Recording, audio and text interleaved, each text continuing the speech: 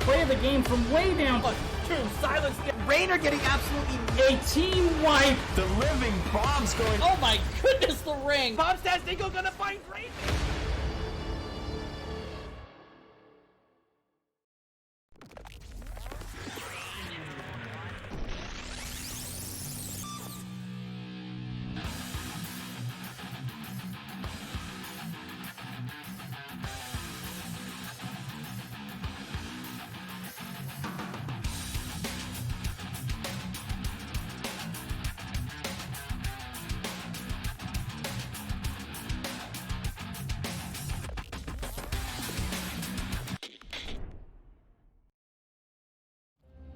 Hello everybody and welcome back to the Nexus Gaming series.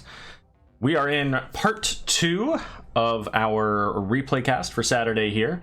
And part 2 here is going to be the Division B East Party Time versus Chaos of the Waking Dragon. We just saw the B West matchup, which went 2-0 to You Are Not Alone over Spooky Ghosts. And now we're going to see the other half of the division. And as Ektar pointed out here, so far anyways, Division D is leading in the votes for our Part 3 and Part 4 of today's casts. So if you have not voted, make sure you make your way over to the general chat in the NGS Discord. Get your reaction votes posted there.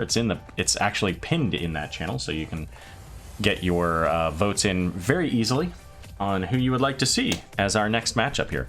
We'll be doing 2 of those games, so whichever 2 divisions have the highest votes will be what we cast next. But let's take a look here for this game right now. Again, Party Time versus Chaos of the Waking Dragon. Our map bans here from Party Time. We started off with Towers of Doom and Cursed Hollow. For Chaos of the Waking Dragon, it was Braxis Holdout and Volskaya Foundry. And our first game is going to be on the Infernal Shrines. Now, I believe this is probably still the most commonly picked map in NGS. I don't know that for sure, but I believe that's the case. It certainly was for last season. That said, Tomb of the Spider Queen was number 2 last season, and I feel like we haven't seen nearly as much Tomb of the Spider Queen this season as we did last season. I've seen a lot of Battlefield of Eternity, a fair amount of Cursed Hollow, I feel like. So would be interested to see what our overall statistics look like here. So give me 1 second as the game is loading up. I just need to get some details fixed here, as once again with this replay cast, because it's on the older patch, it does not, first of all, it resets all of my settings, but it also doesn't use the same overlays, so I gotta fix that as well. All right, let's see. So our left team is Party Time. And then our right team, Chaos of the Waking Dragon. All right, well, you get an acronym because I'm not going to type out the whole name. It's just going to take up too much space. And here we go. Game number 1. We'll put them over to the edge.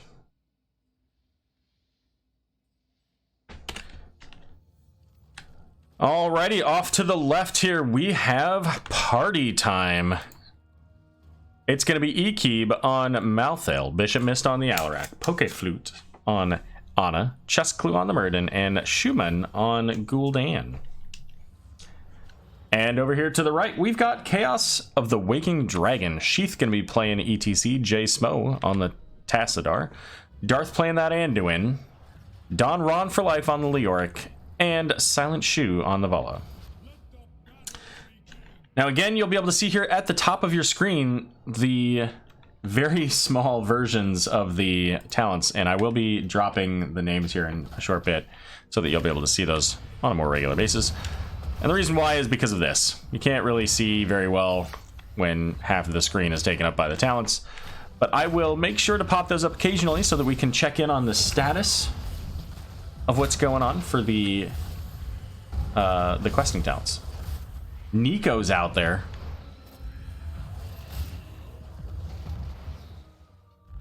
All right, so it's going to be Malthael versus Leoric up there in the top lane as the rotations from the team heading down here.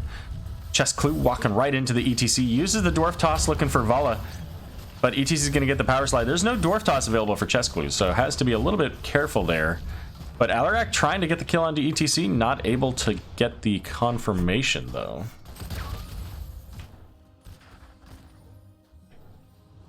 And while Party Time makes their way onto their control point here, their siege camp, let's take a quick peek at the bans, just so I can tell you what the heroes that were banned were. Party Time in this banned out the Sylvanas, Junkrat, and Greymane.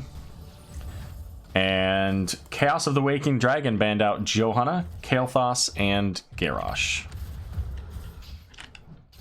So just in case you were wondering how that all played out, don't know that that was necessarily the order of the bans, but at least those are the bans that existed.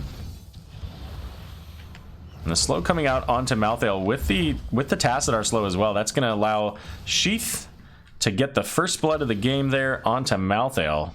Chaos of the Wakened Dragon starting it off with first blood.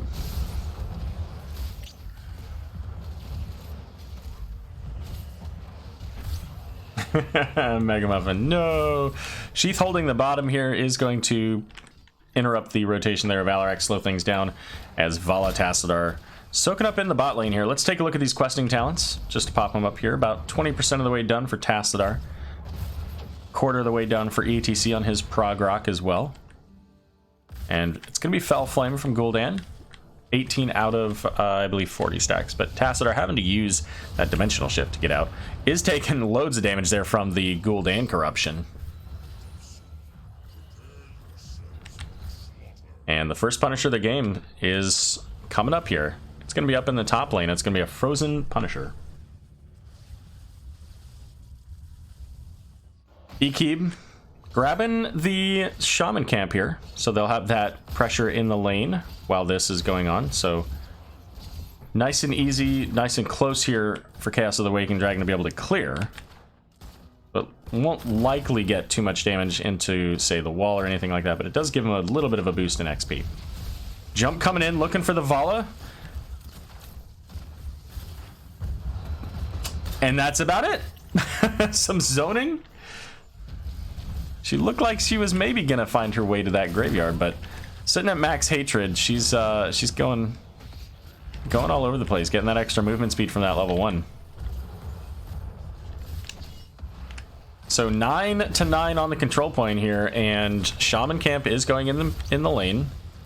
The stun hitting onto ETC, make it a telekinesis Discord strike, but getting the stun or the shield here. Silent Shoe almost in danger from Muradin. Oh, but here he goes, ETC trying to just survive. Anduin doing so much work. And Vala as well, like, just making, you know, using the health bar as if it's a resource here and saying, you know what, I can keep going. Telekinesis coming in is doing a great job of displacing these heroes, putting them into awkward places. The Shaman camp is cleared out now in the lane. And with that, we're going to see the full team here from Chaos of the Waking Dragon make their way onto this point. Telekinesis getting in one, Discord strike, sorry, on 2, Discord on 1. ETC not able to walk through there, but ultimately the body blocking from Muradin costing him his life, but Leoric will go down as well from the dot damage. Sheath a little bit low, but is going to survive. This is just a brutal slugfest. And 35 to 37, it is going to ultimately get picked up here by Chaos of the Waking Dragon. Frozen Punisher making its way into the fort as 7's available for both teams here. Although Anduin hasn't yet decided what he wants to go. Punisher baited over the wall and going down very quickly here. Almost a little bit of miscommunication between the team, it looks like, as J-Smo channeling on that side wall where the rest of the team were focused on the tower. Ultimately, I think if they'd focused on the one and then the other, they would have been in better position.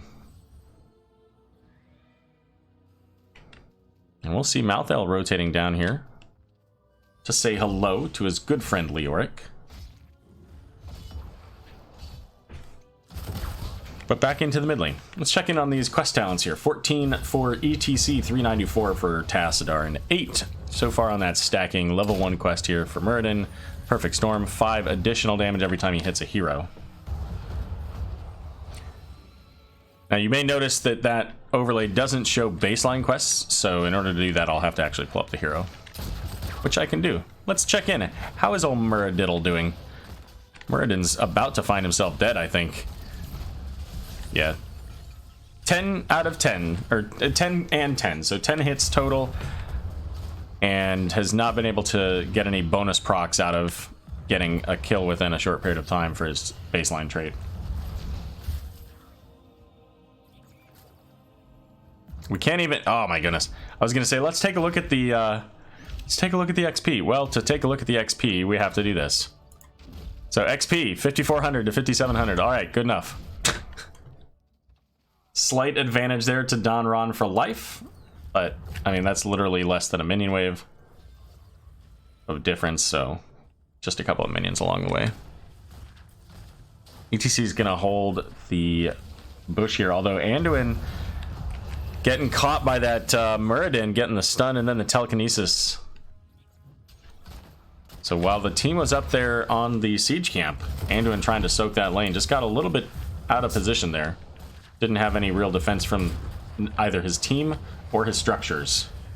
And that's going to equalize the kills, 2-2.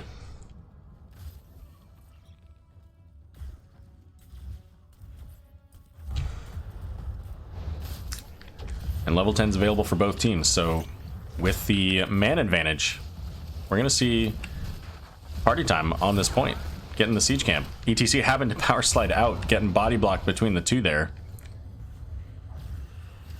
And having to Hearth now. Doesn't have a whole lot of health. Although Anduin's trying to say, hey, no, don't leave, I got you. Darth has pretty much full mana.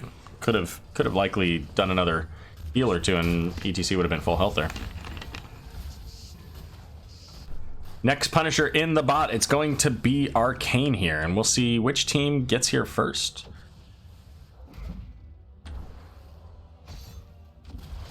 Both teams have pretty decent Shrine Clear. I mean, Tassadar's got his Psy Storm and Vala with her multi-shot. But then Gul'dan. And really that's all they need. But it looks like Malthael's going to get here far in advance of the Leoric, as Alarak getting caught here did get into the Mosh Pit. Mosh Pit getting interrupted by the Sleep Dart, though. And here comes Malthael with the Nano Boost. Going absolutely crazy here. Last Right's coming out. Looking to get the kill onto the Alarak. They do, so a 3-for-1 trade in favor this time of Party Time. And they're going to make their way onto the point. And Leoric's still up here in the top lane, clearing out this Shaman camp. And taking a lot of damage for doing so as well. That was really aggressive from Chaos, trying to get in there with that man down. I think that they probably should have waited a little, but obviously they should have waited, because it didn't turn out very well for them. I was gonna say, what's Leoric doing? He's Hearthing. All right. So this is going to be Punisher going over to the side of Party Time this time. And there's no wall down here, so they can't bait it over the wall to give them a nice, comfortable time at clear. ETC is going to get stomped there by the Punisher, and Muradin, you could tell, was maybe looking at some follow-up, but his team was not really in a good position to follow up on it yet, so instead they're looking for it now. There was the Stormbolt missing, so ultimately, it's not going to matter if the telekinesis hits onto Vala, the shield coming out just in time, and the Leap of Faith pulling her a little bit farther back. And that's going to be a dead fort here in the bot lane for Chaos of the Waking Dragon. And Vala taking the jump, going in at 13 into that Gloom to help reduce the damage that's coming out from the Gul'dan. Silence coming out onto Leoric. The telekinesis is very low here and is going to fall.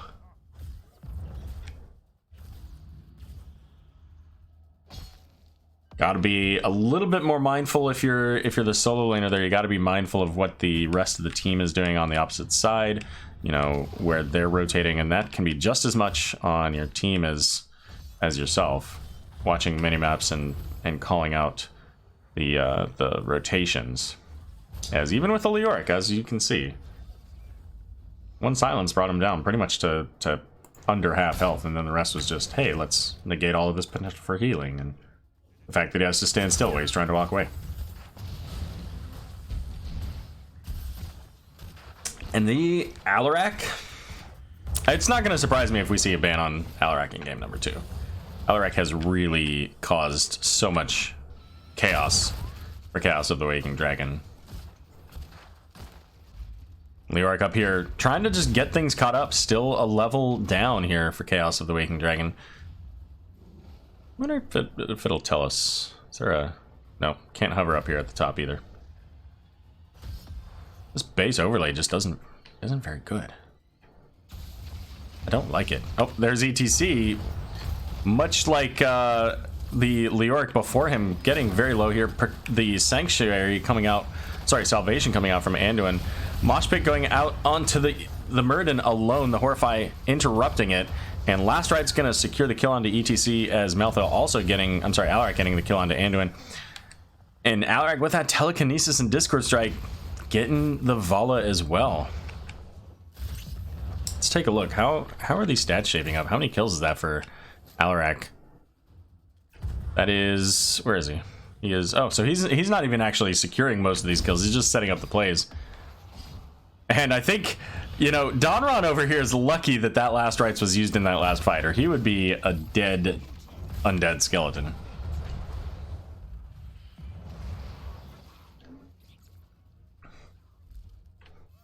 And they're looking again. I don't know if they can get the Leoric this time.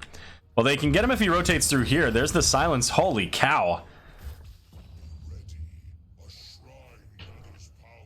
They are not giving any kind of allowance for this Leoric. Even just a basic rotation on the relatively safe half of the map, just not good enough. And you know, at a certain point, you start seeing like those videos where the like cartoon videos where there's every shadow, or the Carbot with the Abathur, I think it is, or maybe it's Zagara, but anyways, I think it's the Abathur with the Abathur in the steam vents, and it's just always scared to go into anything, any kind of bush or steam vent or anything. But here we go, on to the point. Already a little bit over halfway done here is party time. The Entomb coming out, but it's kind of just zoning them in with him, and that's not ideal. There's a massive Horrify. Silent Shoe gonna fall to the Last Rites. Now, Sheath getting very low on the ETC is gonna fall next. The rest of the team does make it back to their fort. But that's okay, because party time's just gonna come back here and start working on the rest of their there's Shrine Defenders, so they can get this Mortar Punisher out. There's the pull combo here from Alarak. Again, taking a look here, Leoric has basically no health. Both teams do have level 16, so this is about as equal as it's gonna get. Malthael's in the bottom lane, so once ETC and Vala are up, I mean, this has got to be a big defense from them here. And if anybody dies, which they just did, then they have to be even more concerned that this could lead to a core call, especially with Malthael rotating in now. He does have access to Last Rites. Oh my goodness. The Tassadar falling almost 100 to 0, had about 10% of his health there. And with this Punisher, I mean, that's a full keep for sure. Now it's punching in onto Darth. And Anduin has the healing reduction, so he's not getting anything here. A 5-man mosh, but there's nothing to support it. And Last Rites coming out looking for ETC. It's not going to get him, but it will actually. I think it gives him a stack. That was just soon enough after. Darth the next to fall as Vala fell in there as well. And the Punisher's going to fall here, but ultimately I think that they can just make their way onto the core at this point. It's only Tassadar. I don't think even in his highest damage build, the Tassadar is gonna do anything here. If he has like Archon at level 20, Yeah. Even Arcana at this level, 1 stun and he's toast. So game number 1 going over to party time there.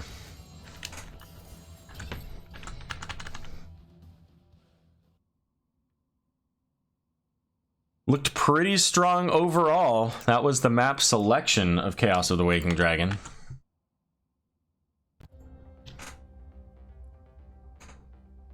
Let's take a look here, see where we're going for game number 2. Game number 2 is going to be played on Tomb of the Spider Queen. Hey, there you go. Mentioned that one earlier. It was the map pick of Party Time.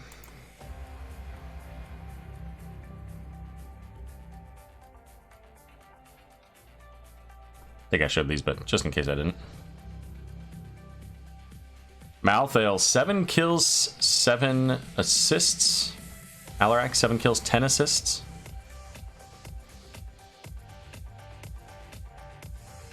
Meaning that Alarak was there for every single kill. Feels good when you're that player. Who is playing? Up top right of your screen there, Munkus.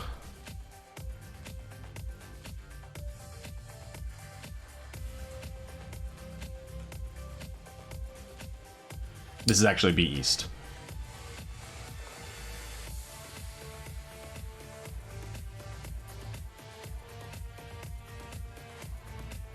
Alright, give me just a second. Gotta reload the game.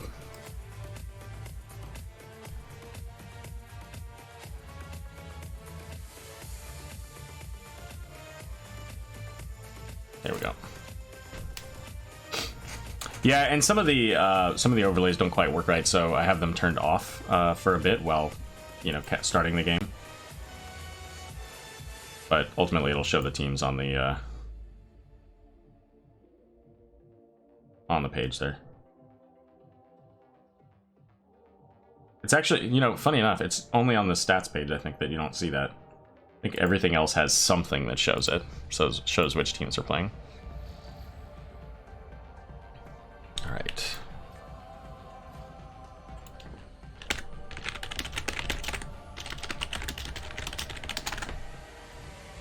All right, so game number 2, Tomb of the Spider Queen.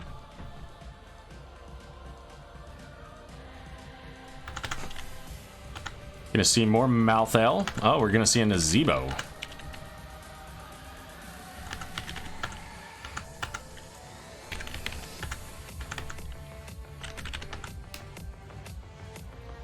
I know how to play Egeeb's team. Well, fair enough. The hand mouth. Yeah, there you go. All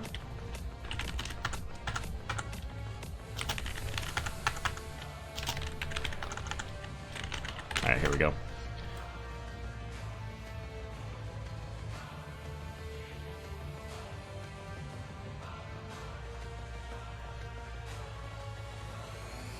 Are there any other steps to that process there, Munkus, or is it just ban Malthael and then you win?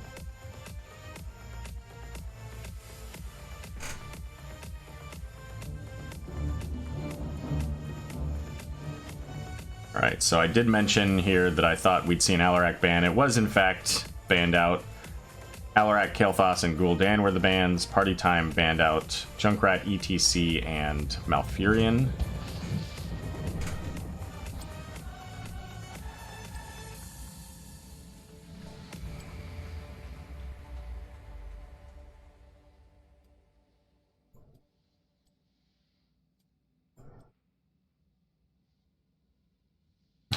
Fair enough, Munkus. Completely appropriate. All right, here we go. We got the game set up, so let's get into game number 2 between Party Time and Chaos of the Waking Dragon. Over here to the left, currently up 1-0, it's Party Time. It's going to be Egeeb on the Malthael. Going to be Bishop Mist playing Nazebo. Poke Flute on Ana, Chess Clue on Muradin, and Schumann on Phoenix. And over here to the right, it's Chaos of the Waking Dragon. Silent Shoe going to be playing Greymane, Jasmo on Jaina, Sheath playing Johanna, Donron for Life on Leoric, and Darth on the Kharazim.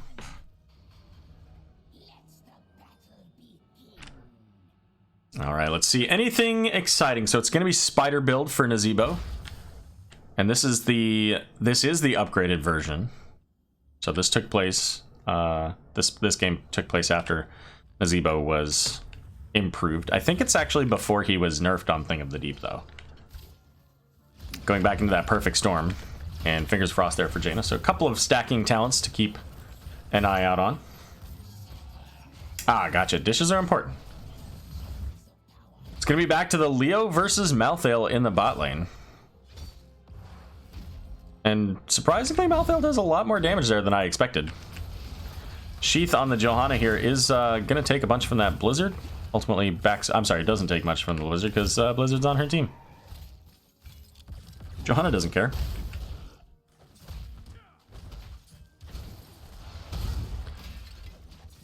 And just getting these rotations in between now. With Nazebo and the 4-man, Nazebo can actually stack really well on a map like Tomb of the Spider Queen. The rotations are very small. So can get basically 14 minions every set of minions here.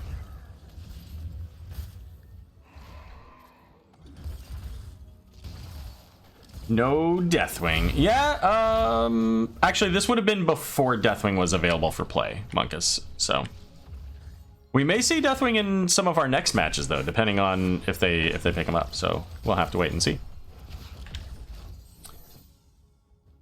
Currently a little bit of an XP advantage over to the side of Chaos of the Waking Dragon. I think that a lot of that is right here though. And so with Malthael coming back to soak this lane, he's gonna be able to clean this up and catch them up.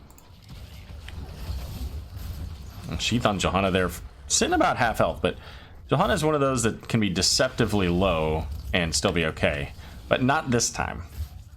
Apparently she didn't have that iron skin available, and that's gonna be First Blood going over to party time.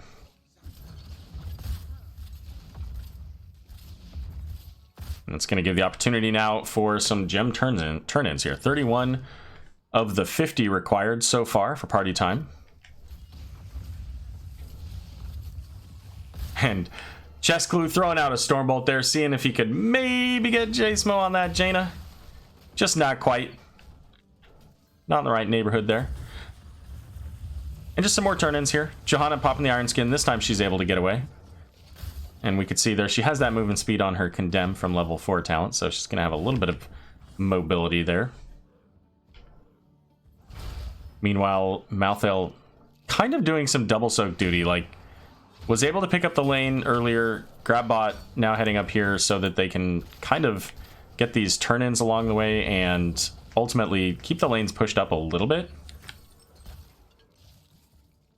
I do kind of wonder, how is our friend Nazebo doing? I believe he's number 4. Yes, he is. He's sitting at 55 stacks, so doing pretty decently on the minion stacks so far. Murden interrupting those rotations, making sure that Chaos of the Waking Dragon cannot get to that XP easily, at least. And the Bruiser Camp gonna make its way into the mid lane. Looking for Bishop Mist here. But they're also... Is Darth gonna fall? Oh my goodness. Yeah, Murden staying in there. The damage from Nazebo and the spiders getting the kill onto the Kerosene. Jaina just barely avoiding that Stormbolt. Makes her way away. So still just the 2 kills so far in this game. And Nazebo going full on into the spiders, so getting that additional damage. But also when he lands the spiders on a single target, is going to get 5 spiders instead of 3. Oh, Greymane's toast. That's all there is to say about that. Went in to try to stall, and suddenly Murden with a Stormbolt in the face. Darth able to get some of those gems.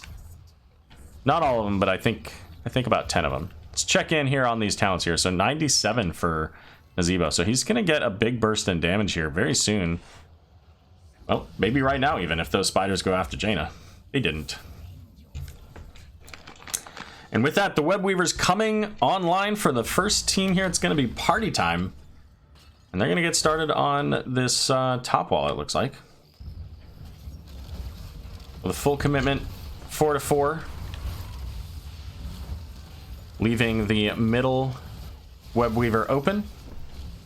And Malthel clearing up the lane there to push that up a little bit farther forward.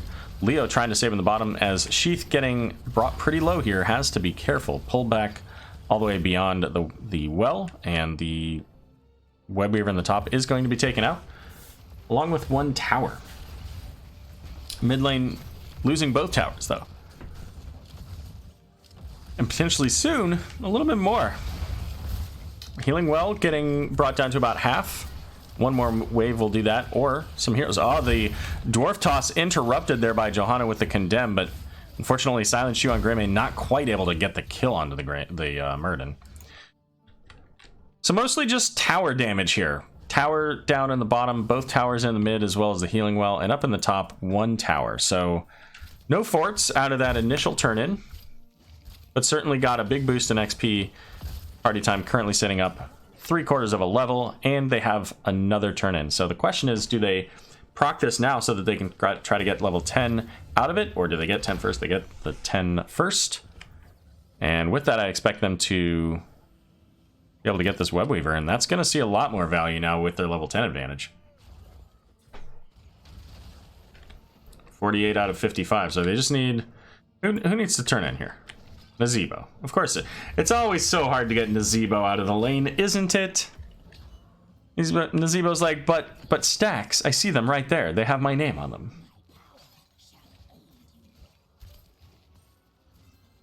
Here comes back-to-back Web Weavers for Party Time. And they're already prepping up here in the top. We see those 5 spiders going on that fort. Pretty simple to land a 5 spider on structures like that. Just have to make sure you're not hitting any of the minions as they walk by, or heroes.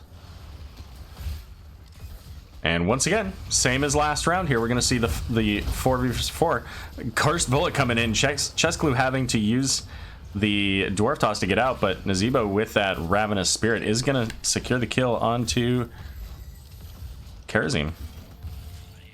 I don't know if he had selected Divine Palm or not, but didn't get a chance to use it, as Greymane going to be the next to fall there as well. Dwarf Toss used to get back on the correct side, if you will, of the fort. And mid lane is going to go down as well. Again, there was already a tower down there, so with that being left open, it was pretty simple for that pretty significant minion wave too. About 10-12 heroes there, or minions. As I'm guessing, yeah, that was the last rights kill onto Malthel, or from Malthel onto Leoric. And we saw a couple of opportunities for that last game, so it doesn't surprise me to see the Malthel defeat the Leoric there.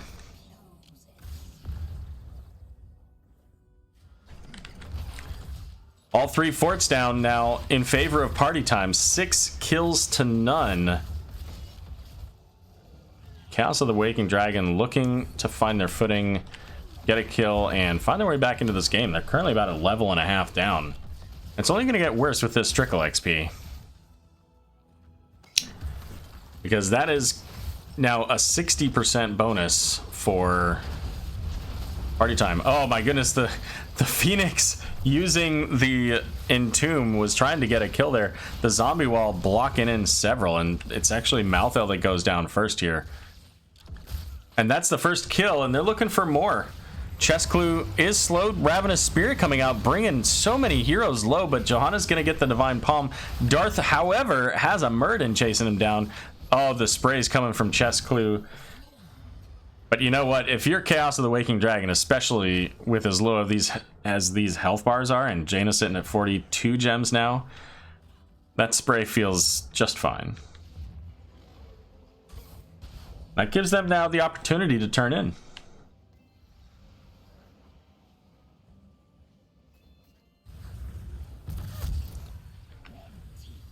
Missed Cursed Bullet there onto the Phoenix. Cursed Bullet on Phoenix feels like a, I don't know, like an auto attack. How much health does Phoenix have? Let's see. Where's Phoenix? There he is. So Phoenix has 1383. So Cursed Bullet does what, 500 ish? All right, here come the Web Weavers starting up in the top lane, but it's a 5-man defense this time. all 5 on 5 here. Blessed Shield went out there, and big Entomb here has got everybody blocked, both sides. It's gonna be Greymane falling first, Karazim the next. And oh man, I don't know, that Entomb I think feels unfortunate. Like I don't want to say it was not a good Entomb, but it set both teams into it, and that did not turn out well. When you've got a Phoenix and Nazeebo who want that kind of easy target focus like that, getting the spiders in there, getting the laser beam, getting those phase bomb attacks from Phoenix, just ouch. So much pain. Yeah, Monkus, exactly right. I'm not locked in here with you. You're locked in here with me. Exactly. So both teams available, 16-13 though. Malthael's going to get started on the Siege Giants. Has a pretty significant number of gems, so his gems are required in order to finish this. Johanna checking up here in the top lane, making sure they're not on the boss, as Karazim and Greymane perhaps being a little aggressive in their, I'm going to call it poke. Greymane looking for the kill onto the Ana, unable to get it, as Muradin is now entombed, can't get out, but it didn't matter. Again, like the blocks there keeping Leoric there meant that Ravenous Spirit could get all the value, and we're going to see a quad kill in the other direction, and Web Weaver's on their way now. And all these Web Weavers, I mean, look at these lanes. We got a siege camp in the bot lane. Gonna push that up with the Web Weavers. Top lane is the farthest push back here, and the Web Weavers were already stopped back there. So, but I mean, the keep's already down here. They're already gonna head to the core. They've got a full Web Weaver too. Curse Bullets going out onto the Muradin. Condemn coming out into the back line here. Looking for party time on this Johanna. Shield is almost out. There it goes. The Web Weaver will fall. And Chest Clue having to pop the Avatar. There's the Entomb again. This time not onto his own team, so, or at least not mostly. So that's gonna provide them a little bit of breathing space here. Let this Avatar run out. It should be falling here pretty soon, as the bottom keep down as well. Johanna getting stunned, uses that Iron Skin, however, is gonna go down. Didn't even need just a moment there, and that's gonna be another kill. They also somewhere in there found the kill onto Karazim, and that's going to give now Party Time the opportunity to bring down the core in just under 13 minutes on Team of the Spider Queen.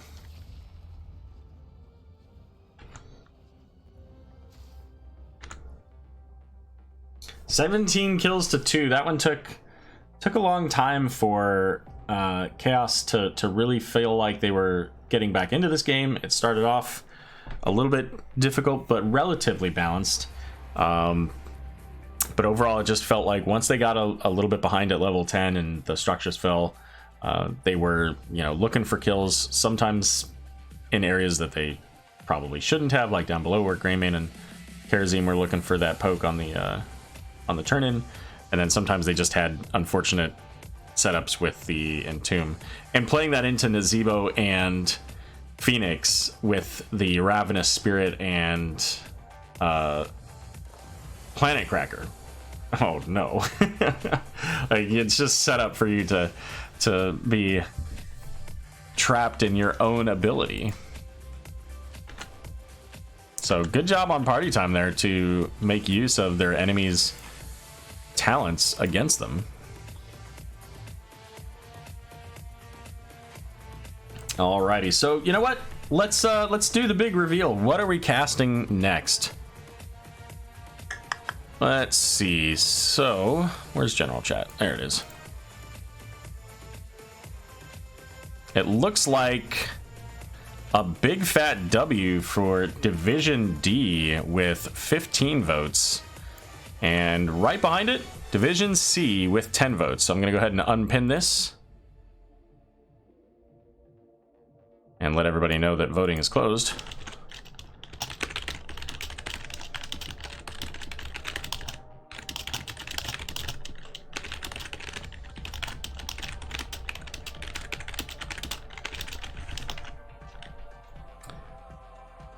Alrighty, so our first match here, we're gonna go ahead and go with. We're gonna start with Division C. Since we got the most votes for Division D, let's give everybody a chance to get in here.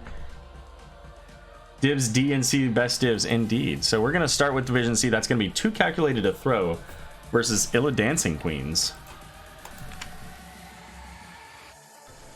So we'll be back in a few minutes here as I get everything set up for these replays. Now these will be based on current patch. These are relatively recent. This is since the patch of Monday, I guess? Tuesday? I think. But anyways, they'll be on the regular overlays and all that stuff, so won't have as much time in between. Alrighty. We'll be right back. Thanks again for joining us, and don't go anywhere.